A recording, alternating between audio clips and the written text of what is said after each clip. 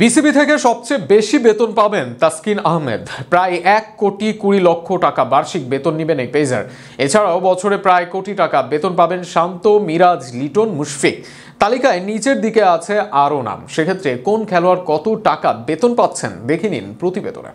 প্রকাশিত হলো বিসিবির আলোচিত কেন্দ্রীয় চুক্তিতে থাকা খেলোয়াড়দের বেতন স্কেল, যেখানে এবার শান্ত নয়, সর্বোচ্চ বেতন পাবেন পেসার তাসকিন আহমেদ। বিসিবির ঘোষিত কেন্দ্রীয় চুক্তিতে একমাত্র খেলোয়াড় হিসেবে তাসকিন আহমেদকে রাখা হয়েছে A+ ক্যাটাগরিতে। তাসকিনকে বছরে 1,20,00,000 টাকা বেতন দিবে বাংলাদেশ ক্রিকেট বোর্ড। বাকি সব খেলোয়াড়দের মধ্যে এই ক্যাটাগরিতে আছেন মোটে 4 জন ক্রিকেটার। ওয়ানডে থেকে অবসর নেওয়ায় এখন মাত্র এক ফরম্যাট অর্থাৎ টেস্ট খেলেই মুশফিকুর রহিম মাসে 8 লক্ষ অর্থাৎ বছরে 96 লক্ষ টাকা বেতন পাবেন। শুধু মুশফিক নয়, মুশফিকের সঙ্গে ওয়ানডে ও টেস্ট দলের ক্যাপ্টেন নাজমুল হোসেন শান্ত বেতন পাবেন মাসে 8 লক্ষ করে।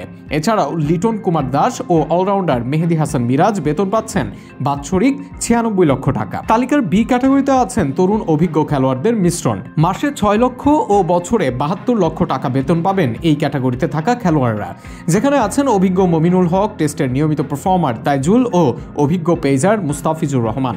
এছাড়াও তরুণ নাহিদ রানা, হাসান মাহমুদ ও তাওহিদ হৃদয়কে এই স্থানে জায়গা দিয়েছে বিসিবি। প্রসঙ্গত জানিয়ে রাখা ভালো, এই তালিকায় নাম আছে মাহমুদুল্লাহ রিয়াদেরও। তবে রিয়াদ নিজেই বিসিবির কাছে আবেদন করেছেন যাতে তার নাম সরিয়ে ফেলা হয়। এদিকে তালিকার সি ক্যাটাগরিতে সাদমান ইসলাম, সৌম্য সরকার, জাকের আলী অনিকের সঙ্গে আছেন তানজিদ হাসান তামিম, শরীফুল ইসলাম, রিশাদ হোসেন, তানজিম সাকিব ও শেখ মেহেদী। এই ক্যাটাগরিতে থাকা খেলোয়াড়রা মাসিক 4 লক্ষ অর্থাৎ বছরে 48 লক্ষ টাকা বেতন পাবেন। তালিকার ডি ক্যাটাগরিতে দুজনের নাম রেখেছে বিসিবি, স্পিনার নাসুম আহমেদ ও পেসার খালেদ আহমেদ।